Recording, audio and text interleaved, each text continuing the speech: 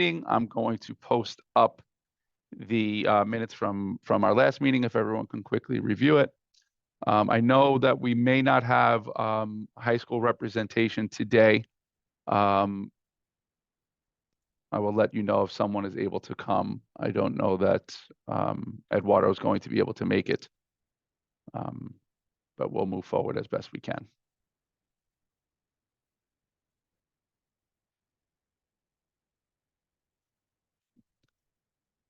Okay, I post them up and I will put the minutes in the chat as well.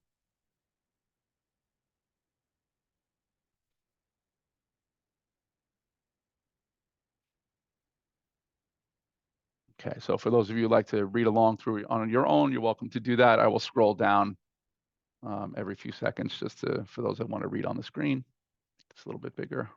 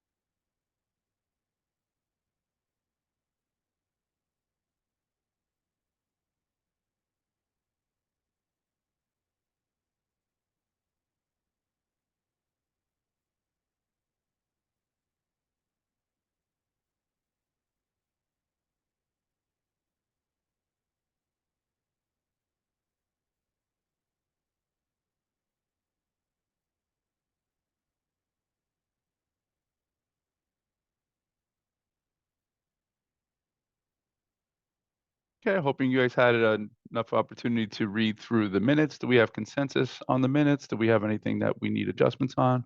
Wendy, good thumbs up. Thank you, Wendy. Renelle, Shirley, Rachel, perfect.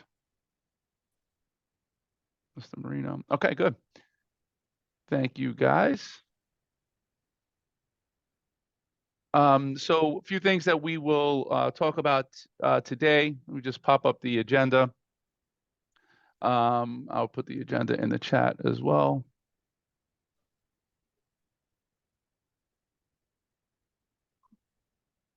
So today, one, greetings. Happy Mother's Day to all of our moms a day later from yesterday. I hope you guys all enjoyed your day and spent some time with your loved ones. I know, you know, for myself, it's always quite the event. I have 3 siblings, and they all have young ones. So anytime the young ones are all brought together, it makes for a very very interesting event with the Dantonas for sure. So I certainly enjoyed it. I certainly enjoyed my day. I'm hoping you guys were able to do that as well. So today we're going to go through some just quick updates and reminders. I have drafted some DCEP goals for the 24-25 school year for everyone to kind of take a look at. These are very, very drafty. We will revisit this over time and likely make some adjustments to them. But there are a few key elements that I will share with you that we're pointing towards in terms of improvement going into next school year. So we'll talk a little bit about that. I have a couple of things I'd like to talk to you guys about in terms of the subcommittee work. Wendy and I had an opportunity to meet with the Office of Translation, Office of Language Access, excuse me. I have a couple of things I'd love for all of us to take a look at in terms of language access support, something that maybe we can ask all of our school leadership teams to do. So we'll take a look at that in a little while, as well as some of the parent engagement activities that our parent coordinators have identified as being the most successful. And I'd like for us to kind of look for some patterns and trends inside of that space to help support our own goal setting as a DLT, but also to help support school leadership teams in the development of their goals and actions going into next year. So that's kind of the space for myself. Gus is going to be talking a little bit around assessing the effectiveness of our goals from this school year. I'll talk to you a little bit about where we are with that in just a few moments, and evaluating the effectiveness of the parent and family engagement plan, and then supporting SLTs through the CEP planning process, which they are all involved in. And I'll talk to you a little bit from our end as Gus is going through that, what we've already offered at the district level. So having said that, I will go right into my portion of the work today. Just a couple of reminders. Fall admissions, we are through most of these parts, but 3K offers will be released in the next couple of days. The other elements have already come and gone, but the ones to highlight for now are May 16th, this coming Thursday, 3K offers will be released, and Wednesday, June 12th, G&T upper grade offer will be released. Summarizing, this part has come and gone, but I want to make sure that you guys are all aware of this too. The deadline for accepting or declining has passed as of May 8th. What we did encourage all of our schools and during the CEC is that families either opted in or rejected. We were really hopeful that families that were not going to take the seat would decline if they weren't going to, because then it opens it up to the wait list. You know, the longer folks wait to say that they're not coming, you know, others, you know, make plans or lose the opportunity. So we wanted to make sure that folks were aware of that. So that was made accessible to them during CEC, and certainly for our schools, connecting with our families on that too. Testing season, we're still in the space of New York State math test. Computer-based testing is still going on for a number of our schools. And we'll continue to do so until all of our kids have had that opportunity to test. New York State Science Test, grades 5 and 8. The testing window is this week, 15th through the 17th. Our schools are organizing for that, and that will be administered this coming week. And Regents testing is June 14th through the 26th for our kids that are taking Algebra 1, Earth Science, Living Environment, U.S. History. That will all be coming pretty soon for our learners. Updates on and reminders, just a diagnostic testing window. This is happening right now. Although we've asked our schools to push this back to the latter part of May and beginning of June, even though the window was from May 1st to June 14th, state testing was right in that space. So we did ask them to push it back a little bit for our kids so that they were focused and give us really, really important data as the year comes to a close. So iReady Reading, grades 3 to 8, May 1st through June 14th. The same with Acadians. You guys know Acadians were only administering for K to 2. And iReady Math is across grades K through 8. Just reminders, the elementary schools has already come and gone, although our schools have had the opportunity to make adjustments to this if necessary. Thursday, May 16th is the date scheduled for middle schools and D75 schools, and Thursday, May 23rd for high schools, K to 12 and 6 to 12 schools for those evening conferences. April recap, just a few things that we did note during our last CEC meeting. I want to make sure that we're highlighting it for everyone here. We did talk about Autism Awareness Month last session. For those that celebrated Easter, we did do that that's celebratory outreach for that as well. AP Week, we talked about Paraprofessional Appreciation Day for those that celebrated Eid, Passover, always celebrating Earth on Earth Day. We went through spring recess and National Administrative Professionals Day during that time. So this was something that I did point out during the CEC meeting. And I believe I was able to share this during President's Council. I'm not sure if it was during that time or not, but what I would like to continue to do is really shout out our kids for the work that they're doing and try to bring in as much of their work as possible. But I was blown away by this artwork that this young lady created from IS-25. Just an amazing, amazing piece. It is being shared at the Metropolitan Museum of Art from June 18th through October 2024, which it was just amazing, amazing artwork. And I wanted to make sure that I gave her that shout out. So I did that at CEC. I did it at, I'm doing it here. Certainly want to share as widely as we can because our kids do amazing things and sometimes they're just kind of, held close to the vest. We want to start celebrating our kids more and more. But anyway, Valerie from IS-25 did amazing, amazing work here.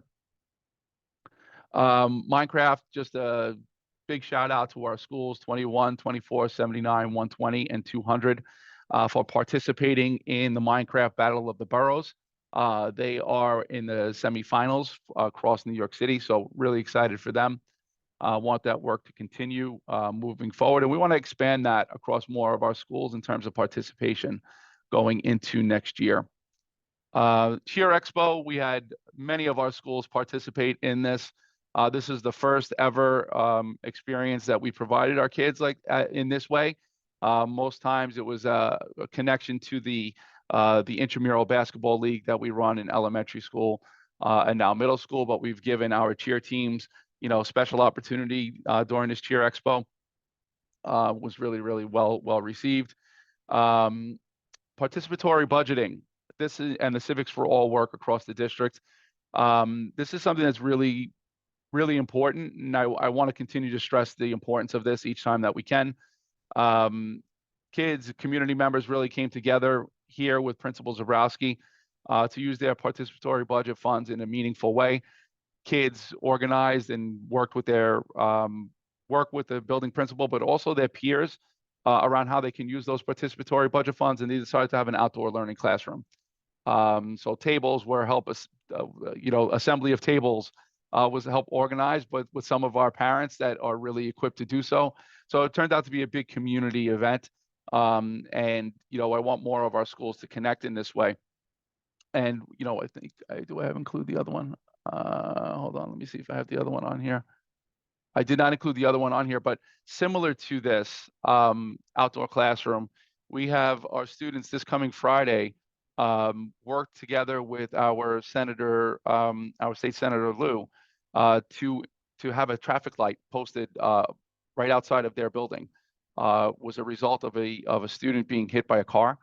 So they advocated for and pushed, excuse me, pushed from their end to work with our state senator. And now on Friday, they're going to have the unveiling of a new traffic light outside of their building. And that is in large part to the work of our youngest learners. So we really want to push this idea of civics and creating authentic learning experiences for our kids, because it's really, really important and valuable learning experience for them. In April, we also had our lacrosse clinic. I did engage with our kids along with Diana Stein from our team. This was a really fun event, and we're looking to build upon lacrosse across this district with our partnership with City Lax. We're looking to build this across our schools going into next year. We did have our food tasting at JHS 185. They engaged in a taste test of 2 new potential items, food items. So we thank the Office of School Food for connecting with our kids and our school community as they participated in this work. I know our kids were excited to sample and share their feedback. So thank you to all those that were involved. Really, really excited about this, but due to the efforts of DLT, due to the efforts of CEC, and our 2 local school communities, PS 169 and Bell Academy, through that collaboration, we've worked to be able to rename this school to the Paul Vallone Community Campus. The schools will still keep their namesake as 169 and Bell Academy, but the school community will be named after our late council member Vallone. Really important tribute to him and the work that he supported within this particular community and all those other schools across District 25 that he continued to support. So, sorry, I got a tickle. Really excited about this. In September, when Bell and 169 open their new wing, we will do something a little bit more formal to open this school up as the Paul Vallone Community Campus. Pre-K Family Literacy Night was held in both the Whitestone and College Point schools in District 25. This is the type of work that we want to continue to push across our district, which you'll see in a few moments. I have some best practices that our school PCs have listed. And it'll be part of our conversation in a little bit. District 25 Writing and Art. Another celebration. We have one of our young ladies was published in Stone Soup magazine, so I wanted to give her a big shout out as well. Marilena from Bell Academy was published just recently for her poetry. So big shout out to her for the work that she was able to submit and be recognized for. May is Asian American Pacific Islander Month, Heritage Month, and Jewish American Heritage Month. Throughout the month, our schools will be engaging in activities to promote appreciation for these particular groups, and we're excited to see what we can showcase in June.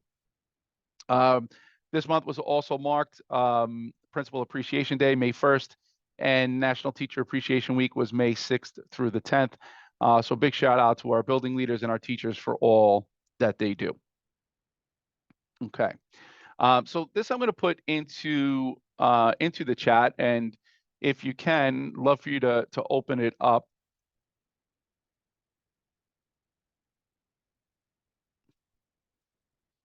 Just for this draft DCEP goal process, love for everyone to just quickly review independently the goals. The one goal that we still have to work on, there's 2 goals actually that we still have to work on as a district.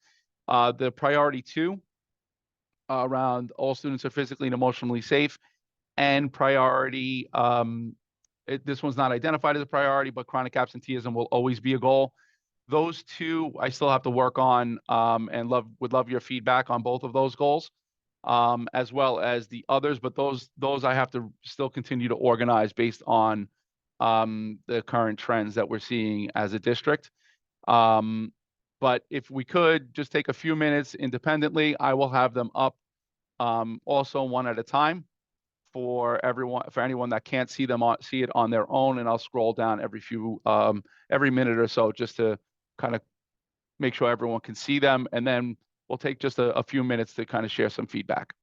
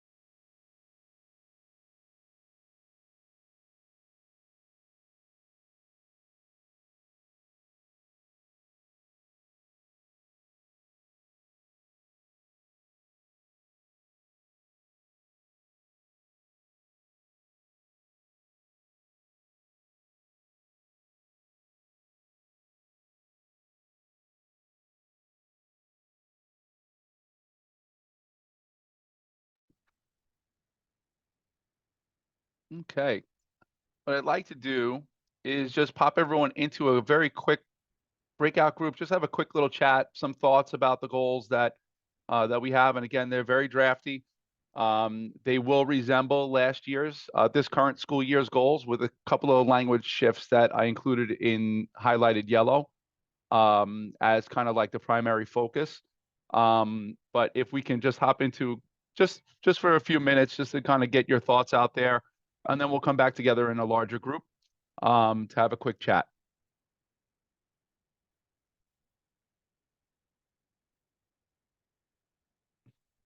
And we'll just stay in for 4 minutes, nothing too extensive, and open up those rooms.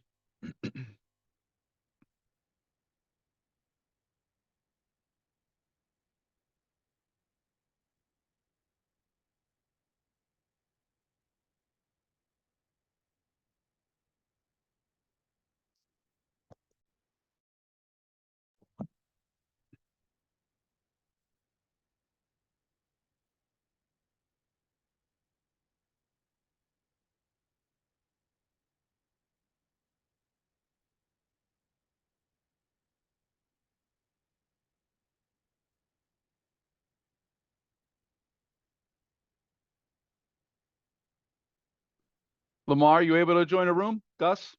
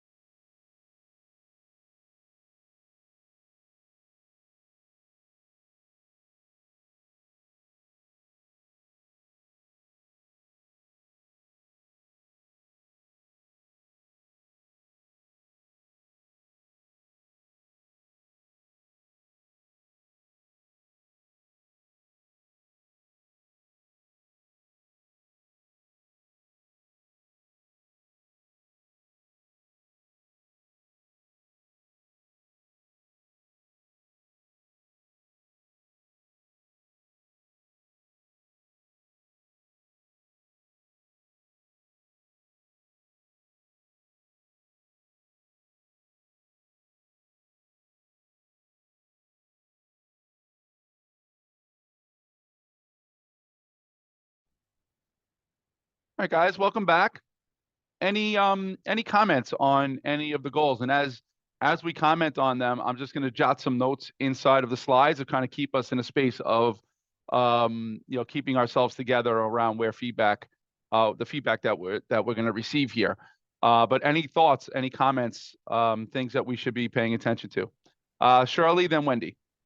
All right. I know what me and Monique speak, but I'll let Monique talk to that. But I'm going to mention something I get to say. I think in most of these goals, can we put a cultural, a responsive spin to them, especially the high academic experience, the reading, the phonics. A lot of these priorities, if you put it towards that cultural responsiveness curriculum idea, that will speak to especially those subgroups. Correct.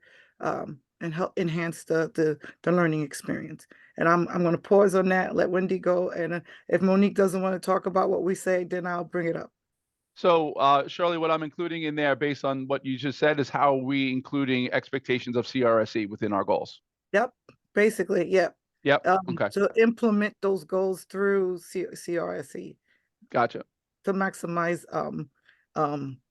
success. Cool. Thank you for that, Shirley. Wendy. So I was saying at the end of our break-off room that with chronic absenteeism, I think if we let parents know it's better to be late than than absent. Even you're coming in 9:30, 10 o'clock, it's okay.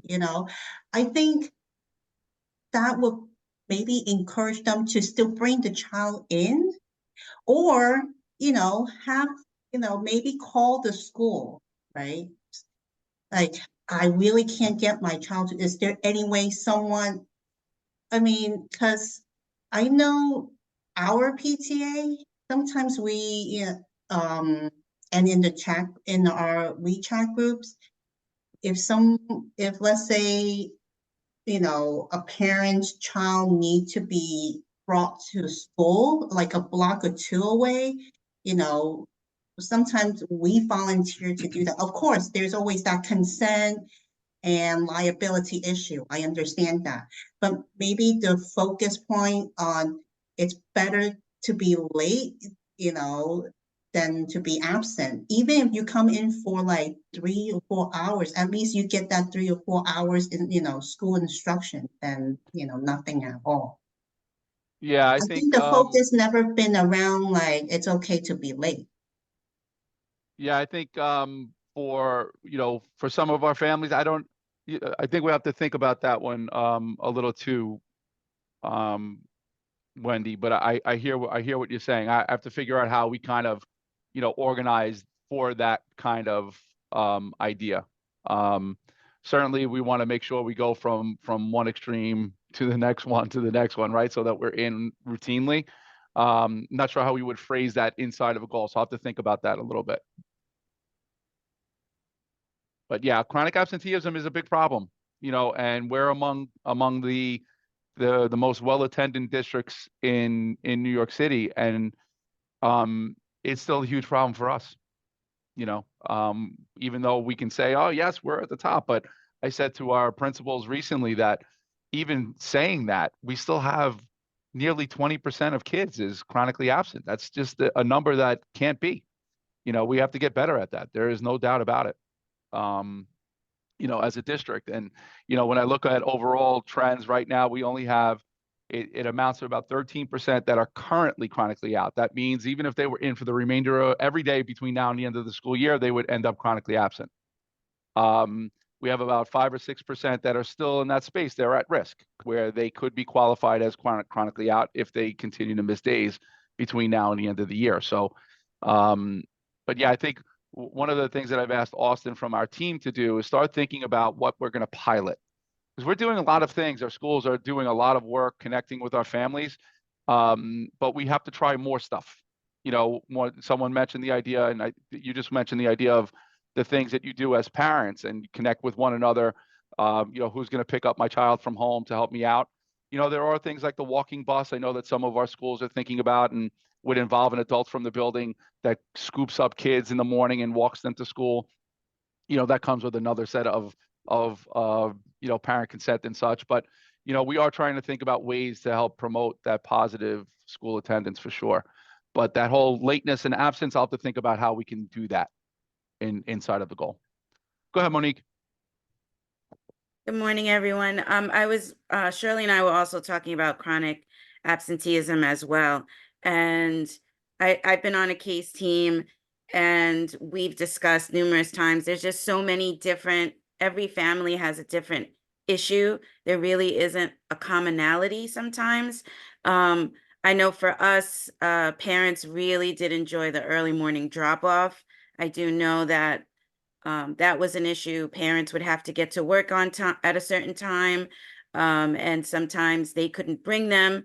And so they would have to choose between, or an elderly grandparent couldn't walk them. So they would have to choose between leaving them at the grandparents' house and them missing a day of school. We also discussed a lot of our families, because they are from, we're pretty diverse in Queens, especially Flushing, and they come from other countries, and parents do like to venture back.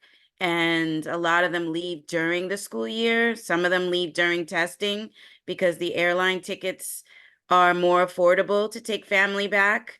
And so that's another obstacle.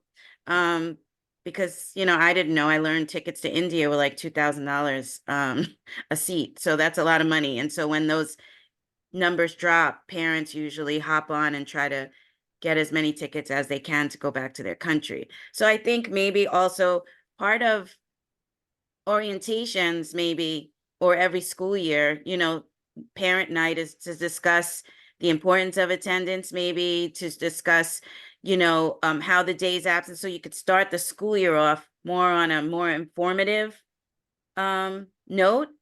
And then also, maybe creating a breakfast club where kids can come in the morning. I know, like, we used to walk to school and it would be open and the gym would be open to shoot basketball, and there'd be food out and things like that, because a lot of these kids are latchkey and they're actually walking to school alone. So, and some of them, you'll pass by some schools in District 25, and those students are standing outside by themselves because parents have to get to work. So that's just my thought. Thank you. Yeah, I love that, Monique. Something that you just said, I think just kind of really connected with me, just around SLTs, right? So what can we say as a DLT, as a recommendation? So as we're building through chronic absenteeism as a school, part of open school week, or, open, goodness, what do they call it at the beginning of the year? It's not called open school week. It's called something. I'm losing the name of it right now in my head. But as part of that beginning process at the beginning of the school year, that welcome back, we can encourage SLTs. How are we planning to kind of start the year off really, really well? So just after COVID, and our schools still do it, they open up their building the first couple of days, really creating that welcoming space. But then a couple of weeks later, then we have our parent informational night, right? As a DLT, we can include a recommendation that as part of this, we include for families what it means to be in attendance every day. Because listen, it's easy to lose track 1 or 2 days a month, and before you know it, your child is missed. And we know this, 20 days by the end of the year. So we run the range from families that do take those extended breaks, those extended holidays. But there are a lot of folks inside of that 20%. We're talking thousands of kids, guys. 4,000 kids is amongst that 20,000 that are not just those that take those extended breaks. There are kids that legitimately are out 2 days a month just because, So I like that. Maybe we can include it as part of a recommendation in our own action plan that all SLTs need to bring this as part of their school leadership team meeting, that they have to kind of account for how are we, and then we kind of fill in the blank in terms of communicating with families around chronic absenteeism. What do we think about that? Mike, I think it's a good suggestion. I don't know whether it's on the monthly activities SLT calendar, but if it's not, it's something that should be added. And it would be helpful, I believe, to all SLTs citywide. So if you want to email me that suggestion, I will pass it on to Central, and if it's not there, they'll include it in the calendar. The other thing that I want to say in terms of DCP goals, I'm going to go over the timeline, and they are supposed to release on Wednesday the DCP template. Now, Shirley sits on the committee, and Shirley, feel free to chime in and either correct me or add to what I'm going to say. Is when you already have the CEP template and schools are working with it. The CEP template, the DCEP template is aligned to the CEP template, and more so this year than sometimes in the past. In that template, there are what they're calling system-wide focus areas for every single priority goal. So my expectation is that those system-wide focus areas for each priority area that exist in the CEP will probably be included in the DCEP. So when you are putting together your goals, you don't necessarily have to address every single one, but I think you have to take them into account and maybe address one or more than one if they're relevant. Is that your understanding as well, Shirley? Although we have not seen the actual Yeah. template yet. Yeah, No, that's that, my yes. expectation. Yeah. No, yeah, because they want to make sure key stuff is what you call it, key topics like the chronic absenteeism is addressed, and because it's one of the requirement, the states is looking at that. So those key things, they want to make sure that all SLTs are addressing, and DCPs, of course, for their district to address those key issues. And that's why the increase of more uniformity, so to speak. You could still be unique, but within the uniform topic goals, priorities, that is being set. Yeah. So look for those system-wide, focus areas for every priority area in the new DCEP. And so when you're, formulating your goals, take that into account. And we'll know more on Wednesday, because if they follow the announced timeline, the draft template will be issued on Wednesday. Yeah, thanks, Gus. And I think, chronic absenteeism is written in both DCEP and CEP. So that language is there. I think just for us, in terms of kind of trickling down that information around, we can have a goal, but let's talk about what we're doing as an SLT and as a DLT to kind of build and organize around improvement in those areas. I think we can kind of set some recommendations for how frequently do we as school leadership teams talk about chronic absenteeism as part of our work.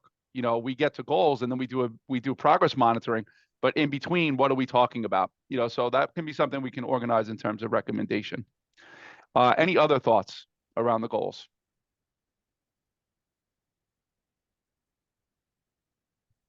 One of the other things, if you didn't notice, there's an adjustment to percentages. So as part of my own evaluation, me being evaluated, one of the things that did come up was around this idea of disproportionality, and this idea of having achievement gaps within our subgroups, which we know does exist here in District 25.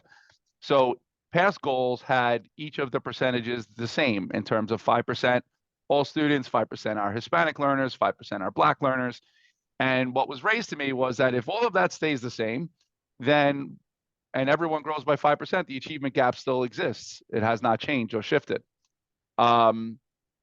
Historical trends show that even at 5%, unfortunately, is a metric that we have not met yet.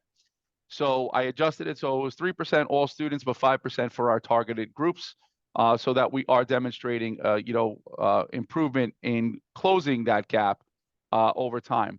Those data points will be readjusted once we see what the outcomes come from iReady, Acadians, and then, of course, as you guys know, the state exams, as to how our kids have progressed this school year. And then we could adjust on the goals. The bottom line was to really kind of start thinking about how are we reducing those gaps as a district. So needless to say, that's why those percentages are the way that they are inside of those goals. But this we'll keep revisiting. We'll revisit it as time goes on. Certainly the June meeting, I will have data for you so that we can benchmark 23, 24 goals. Did we meet those annual expectations? And then use it as a springboard into next school year. But any other comments on the goals thus far? We look like we're in an okay place.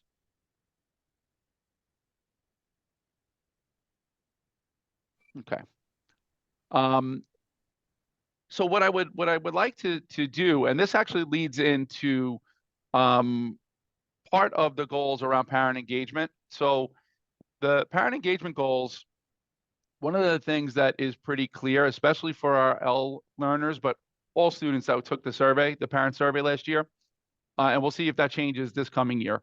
But it did say that we had about 13 to 14% of families say that they rarely or never receive progress reports on their kids or receive information around progress of their children. And that's something that we need to be better than in that regard, whether it's just the parent doesn't realize it or the school didn't do a good enough job of communicating it. It is something that we need to continue to build on as a school to promote that layer of accountability from school to student to parent, that everyone's working on the same page in order to improve. So part of being able to do that means that we have to make sure that everyone has clear access. So part of the conversation that Wendy and I had with the Office of Language Access was around a couple of things. One was around making sure that other languages or within Chinese, between traditional and simplified, that there was access to both those spaces of text available to families, as well as through that oral space as well. But one of the things in having this meeting that came up, and I'm going to put this link in the chat, was a rubric for schools to reflect on when it comes to providing access to language supports as a school community. So I just put it in the chat for you guys to look at. But what it made me think was, in terms of recommendation, and we'll break off into our groups in just a few moments, but in terms of recommendation for school leadership teams, kind of engaging in this analysis for themselves around providing language access support for our families. And we know here in District 25, we do have a few dominant languages that are spoken between English, Spanish, Chinese, and less so now for Korean. But the question still lies: are we doing all that we can to ensure access to communication for our families? So this is a rubric that Language Access created for schools to reflect on. So if we could just take a couple of minutes, I'd love to get your feedback as to whether you think this will be a good thing for us to share with school leadership teams to reflect on their own work as part of a recommendation that we can give as a DLT. So just take a few moments, and I will put it on my screen for those that can't access it. Just take a couple of minutes to review this, and then we'll come back together. Make this a little bit bigger.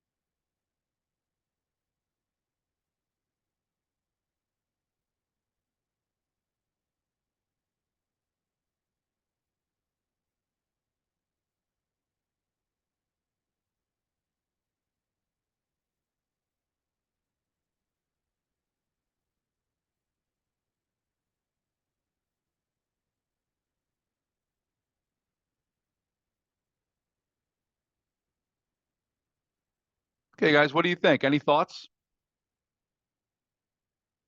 Have any of you guys ever seen the rubric before? Language access rubric? Anyone ever seen that before? I've seen Mike? it. It's a great tool. I've actually just downloaded it from that, and I shared it with my APs, and we'll be going over it again next cabinet. So thank you for sharing that. Yeah, you got it, Rob. Mike, is this something that your district created or that you found and you're using? No, Or this that is from central? this was so this was an outgrowth of the conversation Wendy and I had with the Office of Language Access. So as they were speaking to me, it starts generating thoughts. So I said, okay, let me see all of the resources that Language Access has, and one of those resources is this rubric for schools to be thinking about when it comes to language access. Because one of the things I do know is that as much as we may try to give access to language, we have to do better to make sure that our families feel like they can come in, because it's typically speaking, we do not have Chinese speaking parents on our school leadership teams. We don't have Spanish speaking parents on our school leadership teams, and we should, right? And we should have that space. There was one school that I know did it, and it was amazing. There was a translator there at their SLT meeting, and those ideas were able to flow with someone that was willing to contribute to the school community, and the language shouldn't have been a barrier. And in that place, it was not, right? So, how do we create that space where families feel like I am welcome to come in here, even if I speak Spanish, that it's okay, and we will help you become part of this conversation, or I speak Korean and I would like to be part of it, but I feel like I can't because I speak a language. I don't feel confident in English, so therefore I won't be able to support. Those are the types of things that, I would love to kind of continue to elevate so that our families feel more welcome to participate. Go ahead, Lamar, and then Shirley. Hi, Mike. Hi, everybody. Good morning. Hey. To your point, I remember before I was in 25, I was assigned to a school in District 28. And for their SLT teams, they had, I don't know if they're doing it in our district, but an idea in terms of opening communication, they had translator devices.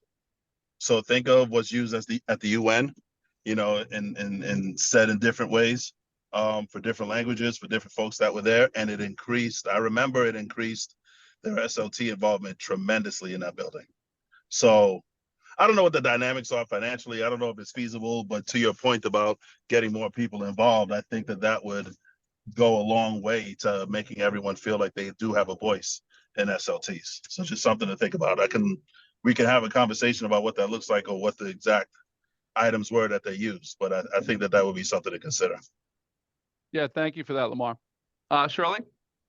All right, so I know that as part of regs, language should not be a barrier for parent leadership, and you have to remind them, and the schools are supposed to provide interpretation for those parents who takes a leadership role. And so reminders, I know at the PTA and in other spaces, to encourage parents to run. I think the parent bodies must encourage and remind, like, let's say President's Council constituents, their membership, to go back to their school and remind, look, families, it doesn't matter what language you speak, we want to hear you, we want to be part of it, be part of the school.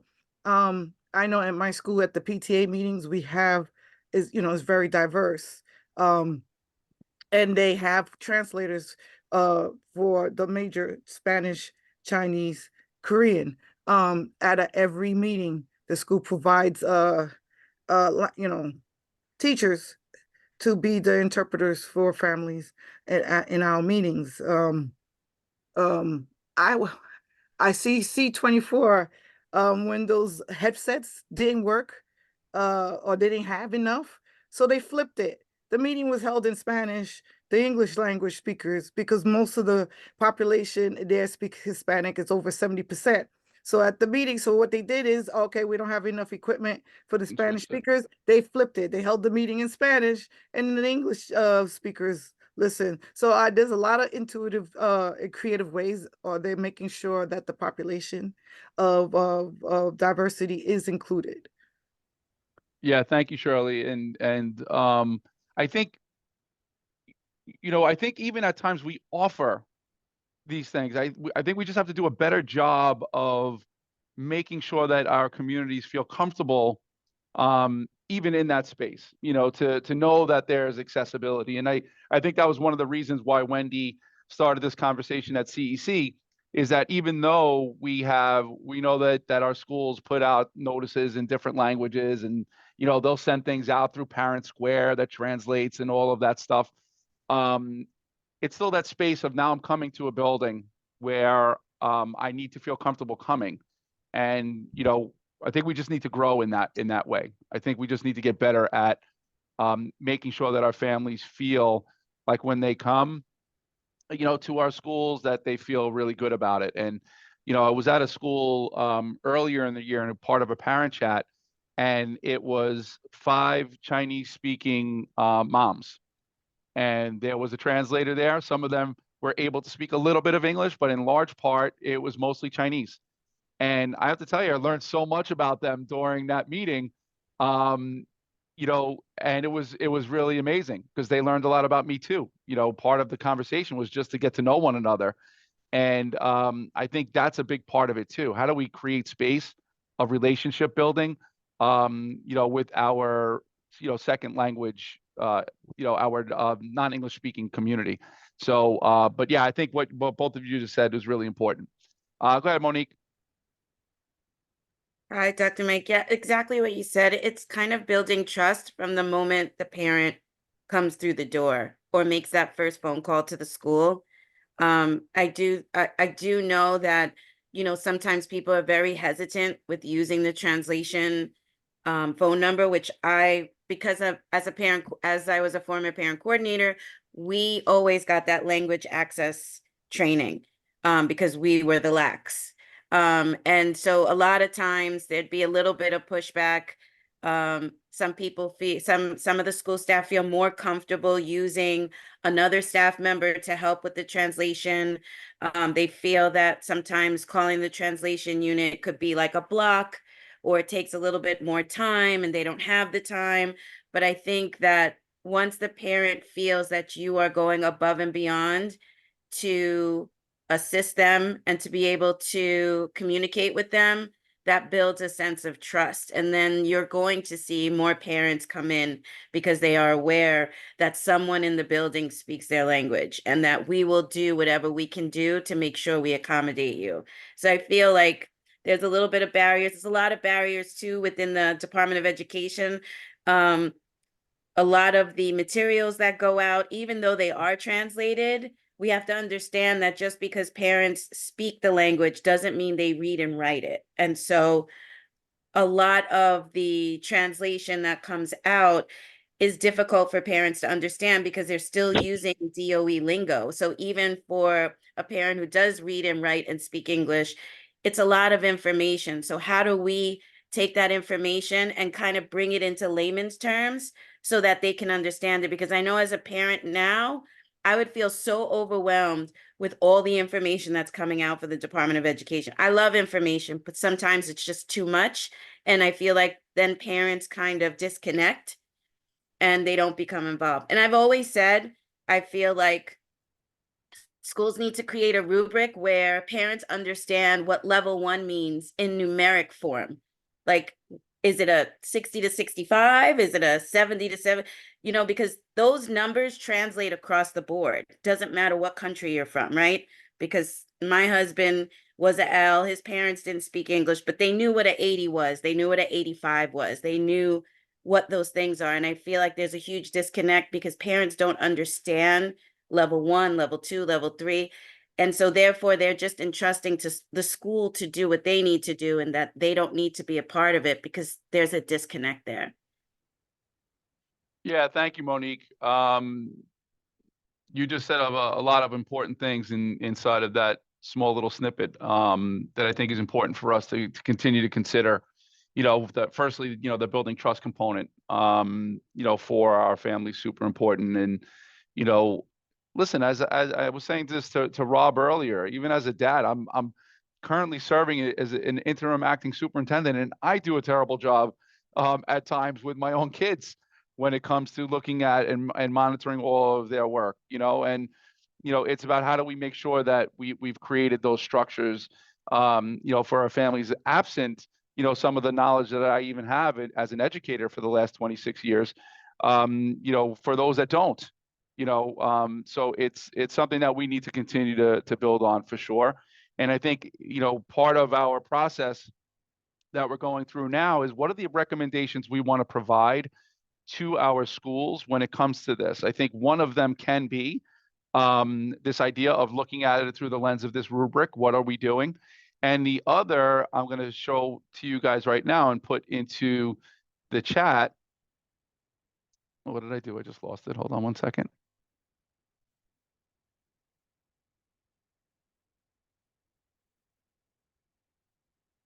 Okay. This is another tool that the Office of Language Access has included, and I put it in the chat for you guys if you want to view it that way.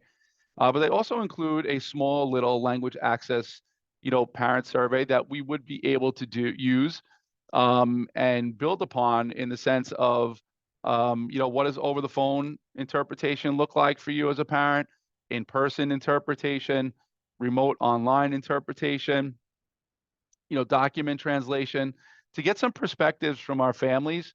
It will give us a little bit more context to know how are we really serving them. Are we really doing a good job with over the phone interpretation for our families? Are we really doing a good job of in-person interpretation for our families where they say, you know what, I'm coming today because I know someone's going to speak to me in a language I understand. So this is something too that we could include as part of a recommendation to our schools in that one pager that I'd like to create by next month, if we could, around recommendations from DLT to SLTs moving into the closing of this year, but into next year. What do we want to make sure we're mindful of? Because I do think that this is a big piece of, Mr. Marino and I were just talking about that kind of added layer that we just need to do a little bit more to make sure that our families are partners in this work. It's one thing to be notified, and I think this kind of goes to your point, Monique. It's one thing to be notified. It's another to understand the notification we just received, to help as a parent. If I'm looking at it and says, okay, I got my notice, great. But if I don't know what in the world I'm doing with that notice, how helpful is it really? We can say that we put something out in someone's language, but did it really do anything to help support them? So I think that this may be something that we can also include as a recommendation. Just take a moment, if you could, look at what some of those bullets say and whether or not you think it would be a good idea for us to use as a recommendation space for our schools to include as outreach to our families to get some of that feedback from them. So just take a moment, reflect on this, because I think that we have two areas that we can include as a recommendation thus far. And Dr. D'Antona, I believe the language access, the Office of Interpretation, I believe they keep data as far as how many times each school uses the over the phone interpretation. Yeah. Yeah, I believe that is so, as well as other metrics too, Monique. How often has in-person interpretation been requested? All that kind of stuff. I believe they keep accounting of too.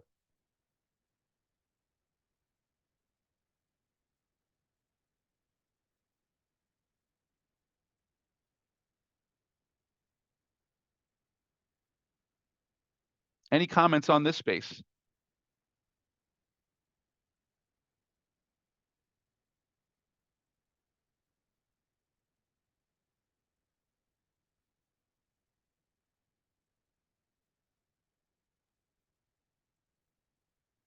Lamar, I'm not sure if that's a new hand or an older hand when you spoke before. Is that to comment on this?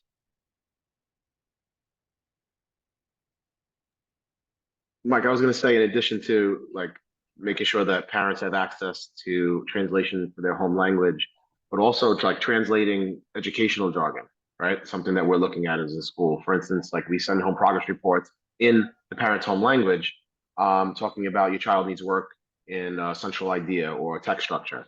And while that is translated into language, they may not, because we all work in this space, we understand what that is, may not be able to readily understand what that means for them as parents to be able to assist children.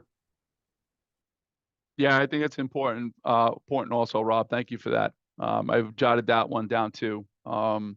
As we start thinking about this language access space for our families, and frankly, to assist with chronic absenteeism as well. You know, do our parents really realize what's happening there? Also, because one of our largest subgroups in terms of chronic absenteeism are our Hispanic families. How many of them are also Ls?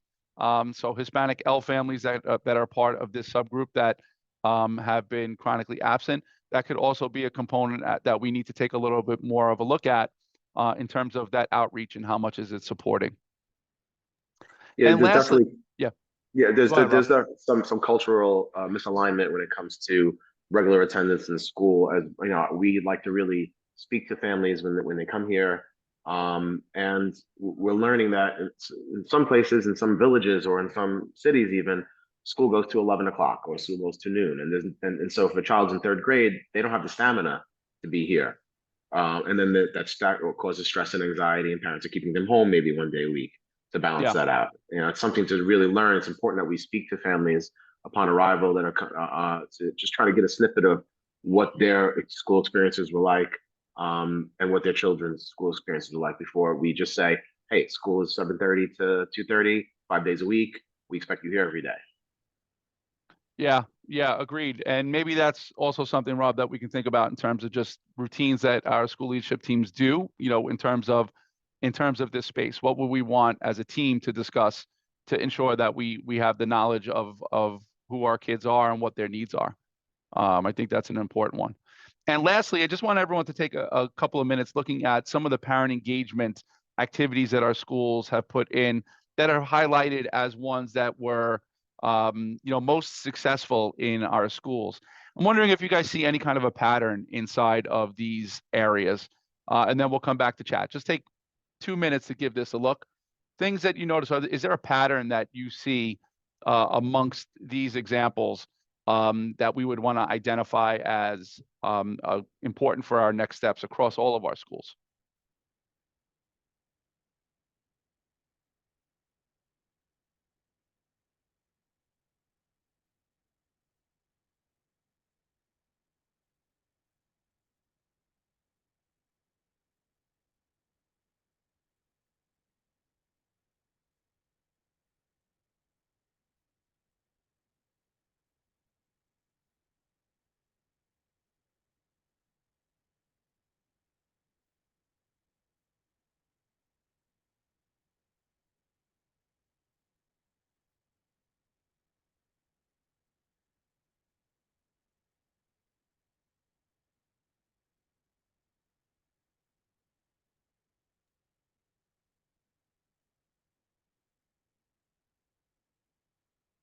Families, parent volunteers, family.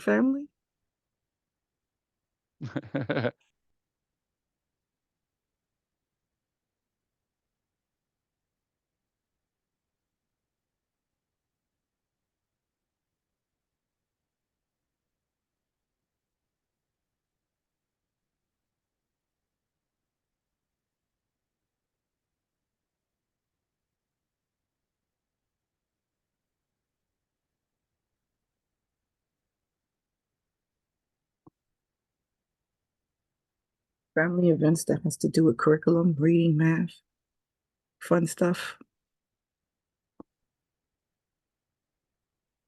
Yeah, guys. So what do you notice? I heard Shirley kind of talked out things that are, family was kind of noted in many of them. Family-based events. Any other quick noticings that we would say these are some kind of patterns amongst what our PCs have kind of noted as most successful? Yeah, Rob. Fun. It looks like it's all these things seem to be exciting. Kids are having fun. The parents are enjoying themselves.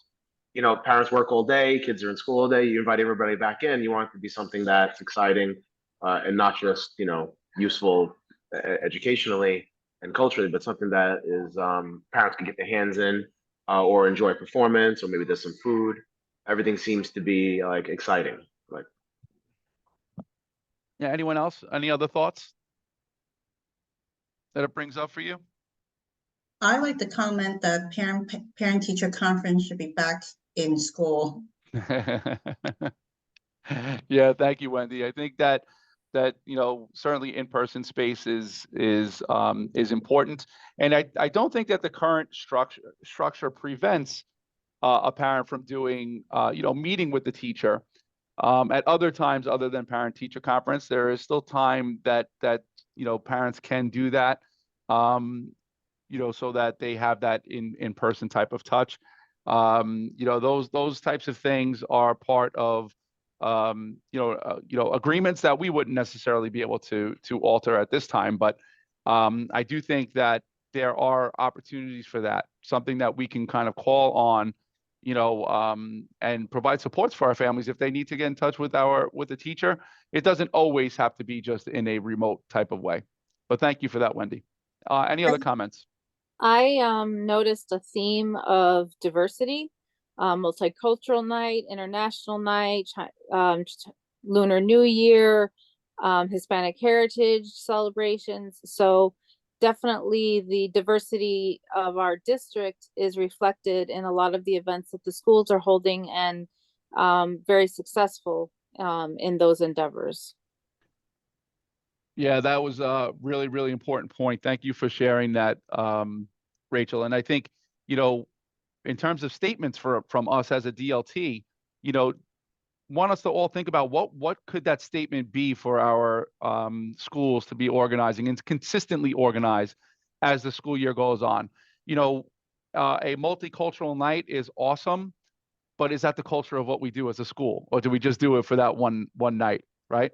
You know, how do we make sure that that is part of our DNA, so to speak, as part of a school and district community, that these are the things that are important to us, you know, as a district. But you just highlighted some really, really important ones. The idea of really promoting diversity is so important for us as a district. And I think we need to make sure that we emphasize that for sure. The idea of family, I heard Shirley call that out, really super important as well. Any other comments, things that is resonating with you based on these things? Go ahead, Monique. I think also there's no requirement for language. I think that it's just open, and it's a way that we can come together as a community and have a commonality. And it doesn't matter where you're from or what language you speak, you can be part of it. And you know, parents do love to come out and celebrate their kids. So I think that's, Yeah, 100%. 100%. They love to see them in action too. yes, You know, they they do. love to see them in action. They do. Because there's a lot of learning inside of that space for families too. I mean, it's one thing, you know, you see your kids learning in a classroom, but you know, as families, you get to see what that actually looks like. And some of the feedback we've gotten from our schools is that parents are like, "Oh my goodness, now I see why you do that." You know, otherwise they wouldn't know, you know, why schools organize themselves in certain ways. So yeah, that's Right. an important one. And for families to connect with each other. I think there's like a huge, I know many of us, like when we went to school, because it was a community, we all lived in the same neighborhood. Our parents knew each other. I think now with busy lives, we're not really interacting with each other too much. Like I would go to parents and I said, "Are you a friend with someone in the classroom?" And they're like, "I don't know any of the other parents. You know, I just drop off my child and I have to go to work." So I think it also gives an opportunity for parents to get to know each other, to see who their kids' friends are and their parents, and, you know, create relationships as well. Yeah, that really important stuff. I would add Shirley. to that. Yeah, I would add to that, to what Monique says.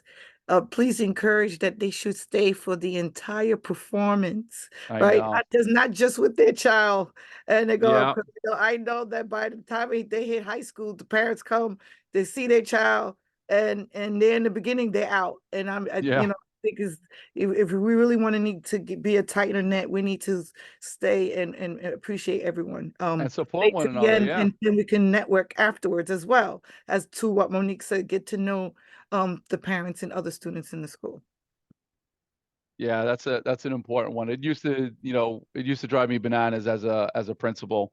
You have this amazing event, and that an individual's child was done, and they're like right in the middle of someone else's performance, getting up, and then who are they blocking on their way out? It's like, oh my goodness, please just cheer on all of the kids. I get it. That's a common area that we have to kind of organize strategically around our events, so that not that it prevents, but it discourages the leaving early thing, you know.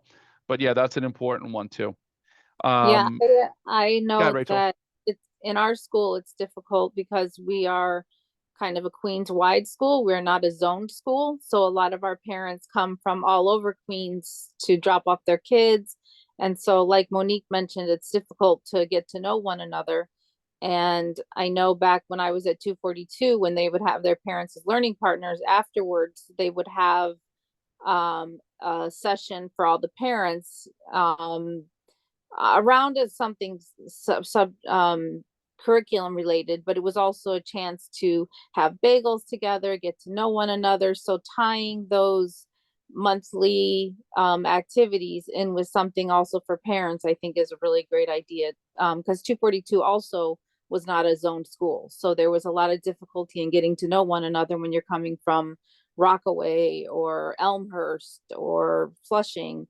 So that presents challenges in and of itself.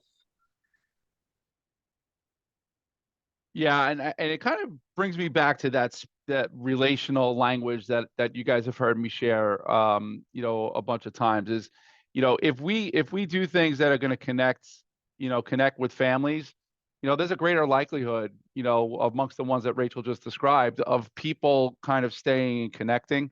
It's when folks feel like it's not really, beyond me seeing my kid for the moment, that connection that they have to a given school, or the people that are within it, the other folks that are within it, especially when it's wide. 499 is getting kids from everywhere, 242 kids from everywhere. So the more we can organize for, that relational space, certainly the better. And not just for schools that have that circumstance, but others, even the, what a tight-knit school looks like now is different from what it used to look like, where everyone was really connected with one another. So I think more work to be done there. The last thing that I want to talk about for my section today is, from the things that we just kind of laid out, if we could make sure that we have between now and our next session. These are the groups that I know that we have. Gus, I think I misspelled your name there. From our groups, the language access group, parent engagement group, if we can meet, once between now and next session. We were supposed to do that already between April and May, and unfortunately that got the best of me too, in terms of organizing that. So, but what I would like us to do is kind of create that space. I'm going to ask Lewis to send out. Mr. Marino, if you don't mind, can I just tap you to organize a meeting with the 4 others in your group, and then I will organize a meeting with Shirley and Wendy and Gus, just to kind of touch base around each of these sections and what we would want to include in a recommendation document for SLTs going into next school year.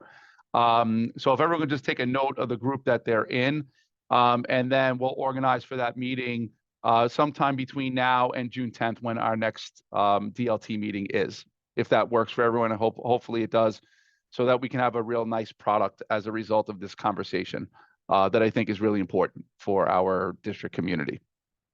Everyone okay with that? Yeah? Okay, perfect. All right, and that concludes my portion of the meeting. I'm going to turn over to Gus at this point. And although some of our things crossed over, the conversation that I just had is going to be some of the things Gus talks about. So, Gus, I'm going to turn it over to you. Yeah, actually, you've covered a lot of what I intended to talk about and what Central recommended.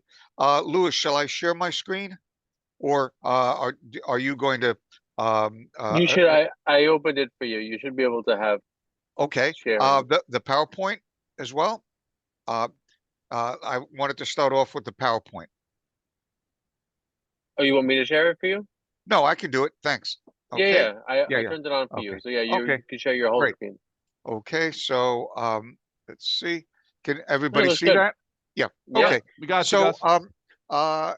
that's the what Central has provided, and the agenda items that they suggested we cover are really items that you've already talked about pretty much, or will talk about. The overall effectiveness of the DCEP. We've already in previous meetings talked about the previous goals and whether you were on track, almost on track, etc. The effectiveness of the parent and family engagement policy. Well, the previous discussion that you just had was right on track in terms of parental involvement and engagement, and highlighting the various aspects that the entire DLT brought up in terms of parental engagement. The question is, how does this information and the discussion find its way into the district policy and into the various components of the DCEP, and of course, be shared with the schools as well, and then SLT and CLT, CEP training. So I'm just going to move on. They have these nice graphics. You have this information and the graphics. The main purpose and the usefulness of these items from Central, I find, is the questions that they have. And there's one in particular, this one here, which has various questions that you can reflect upon when you're looking at the previous DCEP and looking forward to the DCEP that will be released, the template on Wednesday, hopefully, that we'll look at. I'm not going to go over each one, but they're questions that you've already reflected upon and is part of your ongoing discussions. Then they have this this chart, which you may or may not want to use in terms of adjusting the plan and capturing information. One of the groups evaluating sections might want to use it. Then again, this is about the district parent and family engagement policy, and you're such an excellent district. You've preempted everything here and gone beyond it, in my opinion. And there are some suggestions that were made that I asked the superintendent to email to me, and I'm going to send them to Central and see if they can put them into the SLT activities, the monthly activities, because some of them are important and should be shared with SLTs and schools citywide. And then what we haven't touched upon, Mike, I believe that's something that you're going to talk about, right? About CP planning and any spring activities. Just as a reminder, Yeah, Gus, if I can just kind of chime in please. right here. So what we've already started, and thank you to Melinda from our team. We already had a CEP writing clinic for our schools to participate in. And those are going to be followed up with office hours that Melinda is going to hold for our schools to kind of connect with and offer those additional supports in terms of writing in alignment with our current DCEP draft goals. We'll use some of the feedback that you guys shared today to help kind of modify those, but that's kind of the current state. Okay. And then the monthly activities calendar, I included in my handouts for this meeting the latest version of that. And then if they take our suggestions from this meeting, then they'll produce another version of it, incorporating some of those suggestions. One of the items that's new on the CEPs and that schools need to become accustomed to is putting in those monthly SLT documents. Now, again, District 25 is on the cutting edge of this, because you had the largest number of participating schools, including Principal Marino, in the pilot that we did last academic year on this process. So now it's a citywide process, but again, your schools participated already. I think we had 3 or 4 in District 25. I remember it was the largest number of any district in terms of the pilot. And I leave it to the district to let me know if schools need additional support. I have not gotten many questions on this so far from schools, so I think maybe the transition is smooth. But if any support is needed, again, we have principals that piloted it in District 25, and we can think about how to provide additional support. I know that Central is, I asked just last week if they had any CEP support resources ready yet, and they told me they're working on them.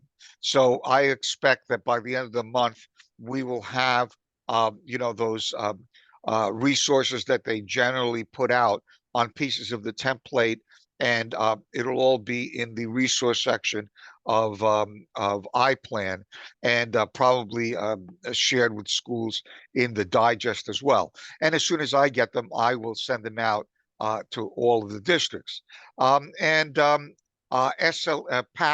and Title I schools need to put in their information, and perhaps the district family coordinators have some insight into how's that's going.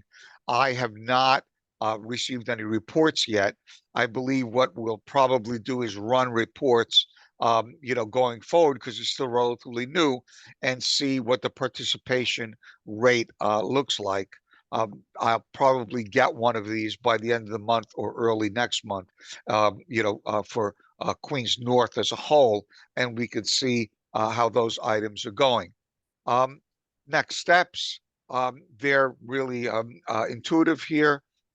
There's again, they issue these nice PowerPoints for districts that are not, in my opinion, as advanced as yours, because you already have a lot of these structures already in place. So that is the PowerPoint. If there aren't any other questions on this or anything I've said so far, I'm going to go over and briefly throw up the DCEP draft timeline, which was shared and is being shared for discussion purposes. They want input. Any questions on the previous stuff that I talked about, ladies and gentlemen? Okay, well, you can always come back with additional questions. As you can see here, it says May 15th, which is, I believe, Wednesday. The word template will come out on the DCEP. And then it's supposed to be live on May 24th in iPlan. And then, just like last year, superintendents are supposed to complete a self-assessment and submit their preliminary DCEP for central review and feedback over the summer. And then that feedback is shared and taken into account. The feedback will be taken into account and received by September 6th. And then going forward, the superintendents in the district will work on finalizing and refining the DCEP And right now, it looks like they're saying that they want it finalized by December 13th, and it'll be posted on a rolling basis. This is the preliminary timeline that we're given. I am supposed to ask every DLT if they have any input or comments, share them with the superintendent's office, and I will then forward them to Central. And they do take the comments into account. Probably Shirley can reinforce this, that they did collect comments on CEP, on the draft CEP, and that was taken into account and discussed at the subcommittee dealing with the CEP template. And I know it's being taken into account in terms of CEP resources and trainings going forward. So that's where we are with the DCEP. One of the items that I highlighted for you, and Shirley seems to be in agreement, is that they have these citywide focus areas, system-wide, they call them focus areas, that for each priority area that they want attention paid. That's a new item, other than putting in and let's see what it looks like. I'll probably have a PowerPoint for the June meeting, and I'll go over the DCEP and discuss it. I've been fielding questions from schools on the CEP. It seems to me that schools are working on it and working on their plans. I just checked with Yelena, our senior grants officer, and she tells me that the budgets have not been released yet. So I know that's a very important component for a lot of schools. But as I always say, budgets generally are similar from one year to the next. So the pattern should be something familiar to schools, so they can, engage in the planning process and not necessarily have to wait until the detailed budget is released. But the budget release is coming, and that's part of the timeline, the CEP timeline that you all have, that I shared at last month's meeting, if not the one before. I have not seen a listing or a status, and I asked Esther the last week whether Central, in her interaction with the Title I office at Central, has said anything about the Title I reports in terms of our schools conforming to the meetings and getting the meetings and elections, etc. So my assumption is that we're on track with everything related to Title I in District 25. I have not heard otherwise, and I don't believe the district has heard anything different about that as well. So those are my updates and the overview. And I wish I had the template to share with you. Hopefully I'll have it in 2 days, and I'll be able to share it with the other districts, and everyone will get it. And I will ask the district, once I send it in and we see it, that it be emailed to all DLT members, so you'll have it before the June meeting. Any questions? And once again, I want to thank everybody for their excellent work and input. You're not only helpful to Queens North, but a lot of your contributions find their way in items that are helpful to the system citywide. Lamar, do you have a question, or is that a hand that's up from before? Yeah, I don't think he ever took his hand down from earlier, Gus. Okay. All right, well, Yeah, thank you, and That's let from me, before, that's from okay, before, sorry. all right, so I'll stop sharing, and turn it over back to, Mike D'Antona. Thanks so much, Gus. Yeah, looking forward to going through the DCEP work with you guys. A lot to do. Next month, we should have all of our data back. As I mentioned to you, by that point of our next DLT, I'll have the breakdown for you guys in terms of performance, iReady, and Acadience wise. What we should have relatively close to what our chronic absenteeism rates will be by then. There'll be only a couple of weeks remaining in school, so it should be reflective of roundabout where we're going to end up, so we can start strategizing a little bit more when that time comes. High school report, I don't believe we have anyone that was able to join us from the high school team. So we'll have to kind of go past that. We'll start with the President's Council report from the High School President's Council. So Shirley, I'm going to turn it over to you. I know you have two separate reports that you typically give. Okay, thank you. So I'm going to start off with the citywide high school subcommittee meeting, which is a committee that belongs to this DLT, along with the rest of the DLTs across the city. Our April meeting actually happened on May 1st because the 30th we were still out on spring break. Our hidden gem came back to Queens. It was Richmond Hill High School, and I'm just going to highlight the 6 pathways of that dual credit courses, opportunities for higher learning institutions that they have. Academy of Law and Forensics, which is a screen program. Academy of Health Sciences, which is a future ready New York City track. They got Academy of STEM, future ready New York City track. Academy of Software Engineering, which is CTE approved. Academy of Hospitality and Tourism, CTE approved, and Academy of Media Art and Design, York College dual enrollment track. You can see the presentation, the summary was shared with the team. It probably is online for the presentation. For more details on that, Richmond Hills High School.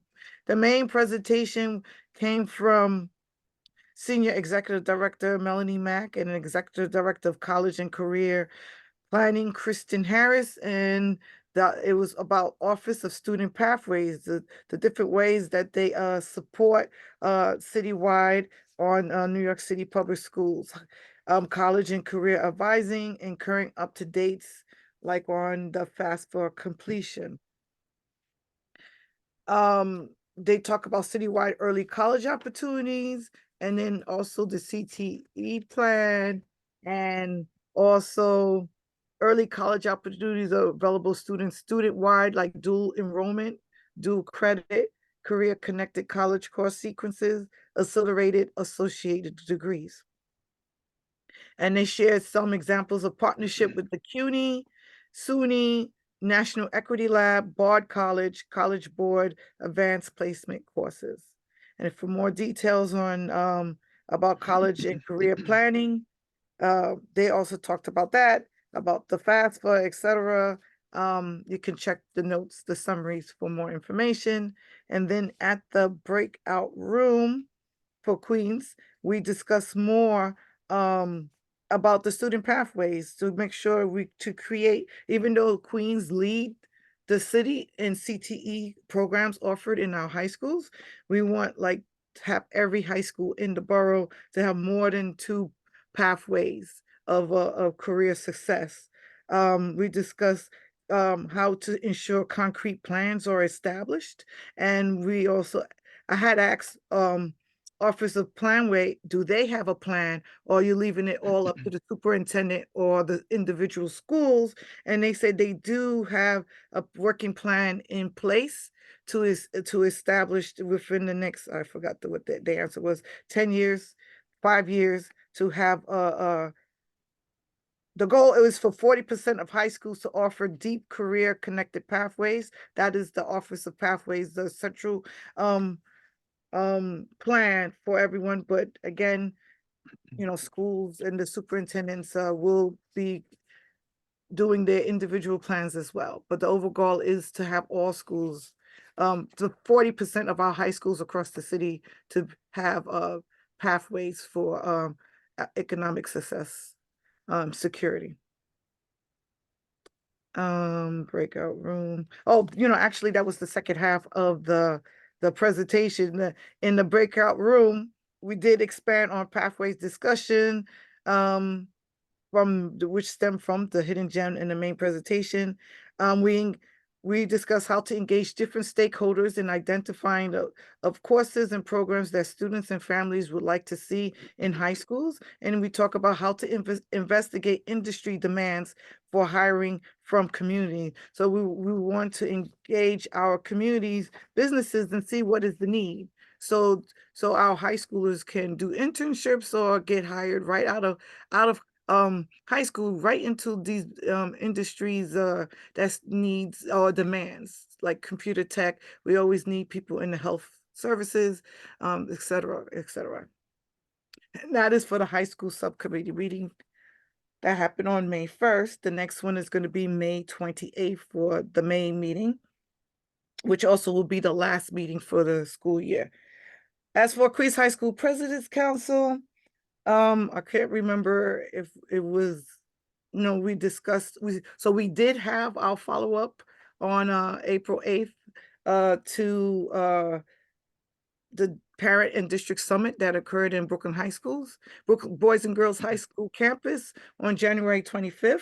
It was very engaging. We reviewed our commitments, where we at, the forecast for next year, and then both the superintendents and their teams, and the parent membership of each school, we discuss our success and challenges throughout the school year and taking notes. The district teams, we have 7 superintendents, district teams taking notes to how to support their high schools when it comes to the challenges that they were facing this school year.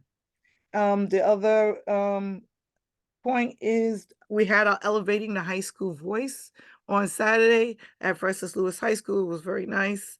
Quite a number of people were attending. The stakeholders were very happy about the event, and we got to see all our high schools under one, besides that President's Council, all the high schools together in one event, under one umbrella event.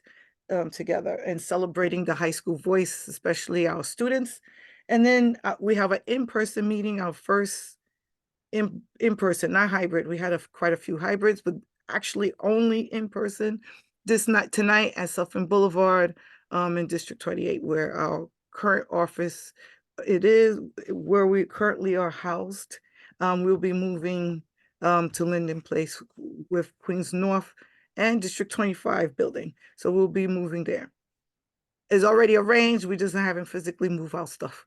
And that's it for Queens High School President's Council. Yeah, so Shirley, thank you so much for that. Now, part of what Shirley just talked about makes me just kind of really reflect on the civics work that we're doing as a D25 district, as a Civics for All district. How do we continue to build on that? I know Melinda from our team's extremely passionate about it.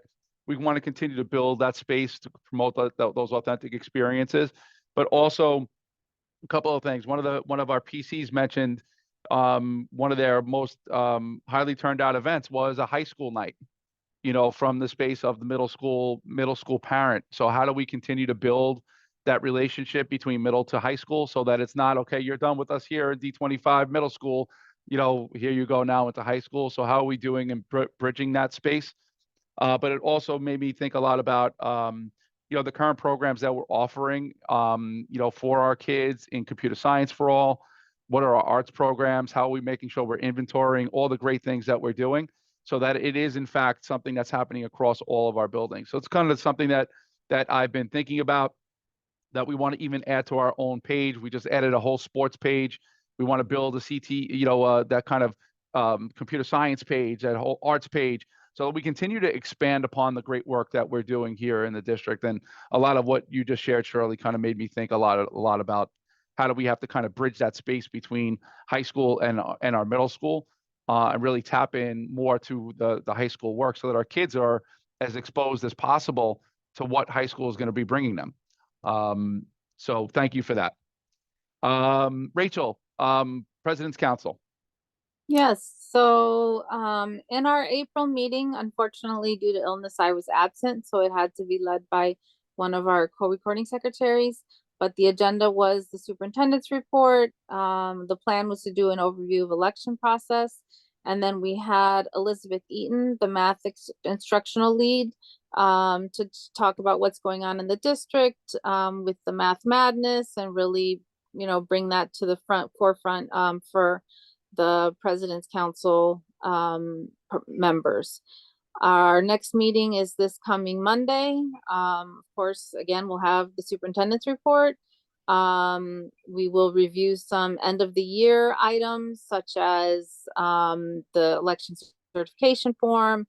Once elections are complete, the transfer of records meeting that needs to take place, the annual report that needs to be completed.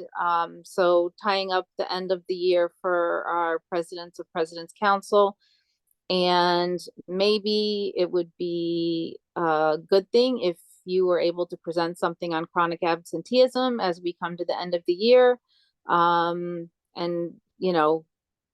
focus on wrapping up on a positive note. Hopefully there'll be some improvements, over the previous year or something of that nature. Sounds good. Absolutely.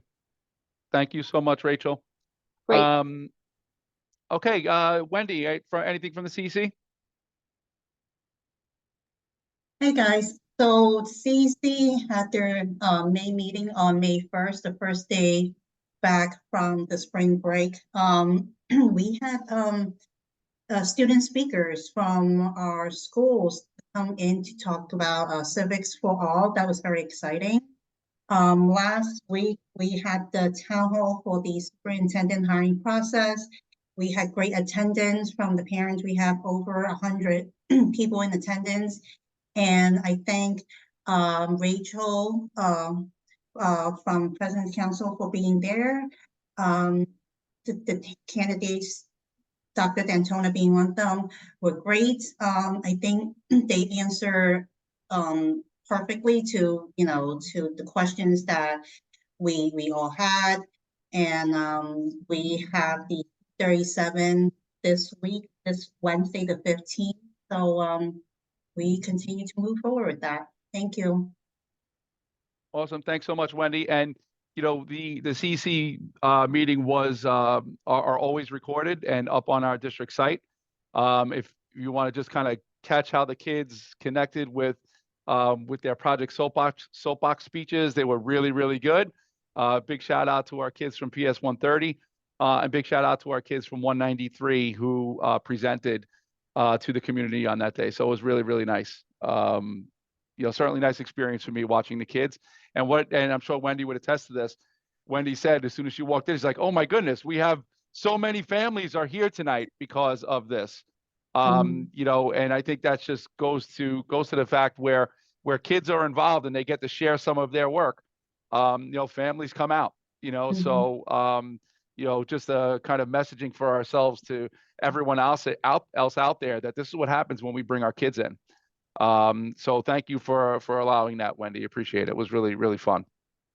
Okay, CSA, Mr. Marino. Okay, a couple things. Just one, CSA has been working really hard to make sure that the class size reduction law goes into effect in a way that makes sense for kids. Behind the scenes, we're making sure that the funding formula will be adjusted so that we could accommodate more teachers with a lower class size, as we are funded at 32 right now. And if it goes down to 23, we wouldn't have that adjustment in order to run the school, making sure that principals will still maintain control of their building on what spaces will be used for what while complying with this law. And also wanted to mention that principals and APs are really gearing up in a very collaborative way for summer rising, doing a great job. I listen to a lot of what goes on in the city, and District 25 really stands out as how we always come together without a hitch to make sure that summer rising is a place of learning and a safe environment for our students, and things are shaping up. Yeah, awesome, Rob. And yeah, big shout out to Mr. Marino for kind of spearheading, a lot of that collaboration and communication amongst colleagues to ensure that our schools are ready to go for the start of summer rising. We do anticipate having a really nice sized program again. Obviously, we would love to have more seats, but this is, we're basing it on what we've been allocated, and we'll continue to grow from there. In terms of class size, that is going to be an ongoing conversation for us here at the district. And, as more information comes out, which will come from Central in terms of next steps, including conversations with CEC around space that will be coming soon. There will be additional meetings on what that will look like for us here in D25 as well. So thanks for that, Rob. UFT, Lamar, any comments?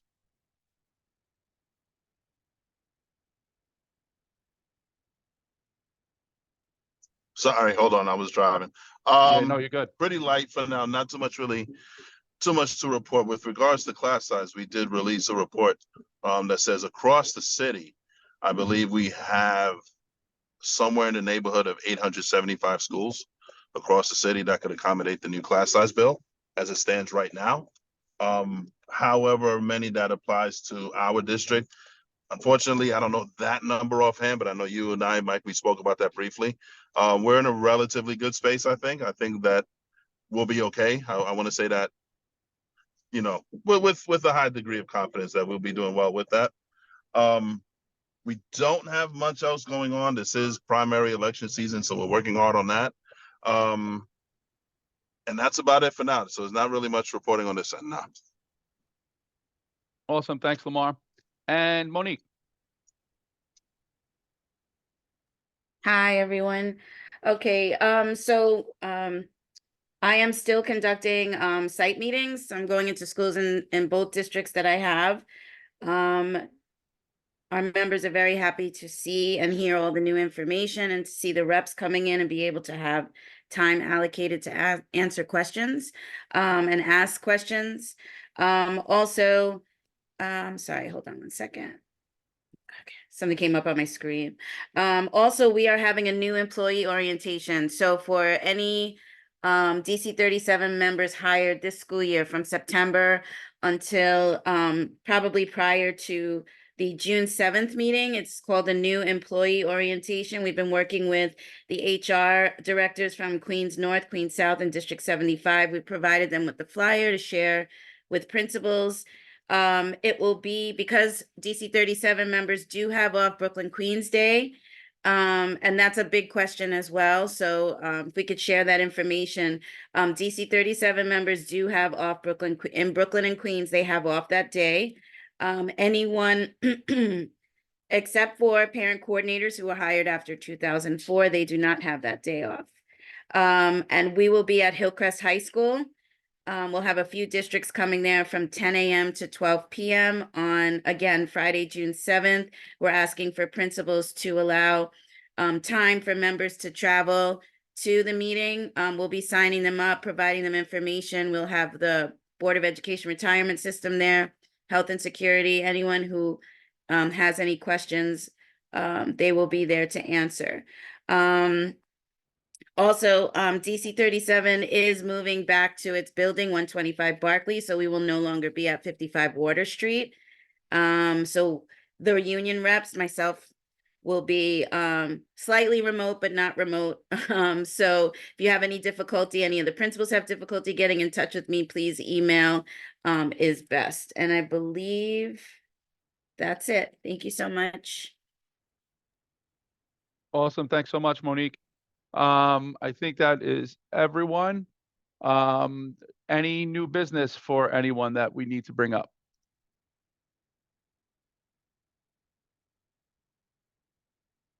Okay, the only thing that I would throw out there, if you guys are interested, I'd love it if we can maybe come together as a DLT in an in-person way for the last one this school year. If you guys are willing to do that, I think that would be nice. For us to kind of close out this year and just as a space of appreciation from me to all of you guys, and this being a full year in this acting role as superintendent, would love for everyone to come together just for this one meeting this year if we could. I don't know if anyone has any objections to that. you know, certainly please let me know. I think it would be nice for us just to meet. I know some of you have never had the opportunity to meet in person because we've been doing it this way for so long. But anyone not okay with meeting, you know, okay, good. Rachel, you got a thumbs up. Mr. Marino, good. good. Wendy, good. All right, so let's aim for our next meeting. We'll do in person. I'm saying this out loud. I didn't even check to make sure I can get a room yet, but I'll check to make sure that I can get a room, and then if so, we'll meet in person for our next meeting, which is on June 10th.